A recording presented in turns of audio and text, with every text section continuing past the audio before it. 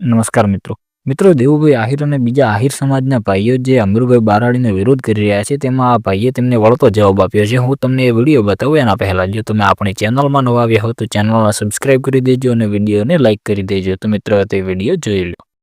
બગદાણા કેસમાં ઓલા જયરાજને તો જેલમાં પૂરી દીધો, પણ અમે આહિર સમાજમાં અંદર બાજવા મળ્યા.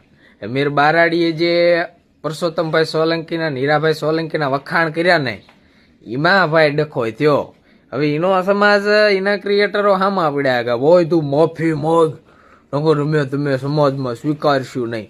એટલે આ ભાઈ એને એક વખાણ કર્યા હતા, તમને બળેને ધુવાડો થઈ ગઈ તો એને કાંઈ ખોટું તો કીધું નથી, બરોબર? એ જે એને કીધું એ સાચું જ કીધું હોય કે સમાજનો આગેવાન કેવો હોવો જોઈએ ને સમાજ માટે શું કરી બતાવે એ તેને કીધું હોય. પણ ના, તમને તો કોઈ ખારું બોલે તો ન મજા આવે. એટલે આવું બધું છે. હવે અંદર બધા બાજે. એટલે ભાઈ બંધ કરો. એને જે વાત કરી એકદમ 100% સાચી જ કરી છે. અને પોતે સ્વીકારે છે કે હારો માણા હોય, ભાઈડો માણા હોય, મરદ માણા હોય એના વખાણ કરવા જોઈએ.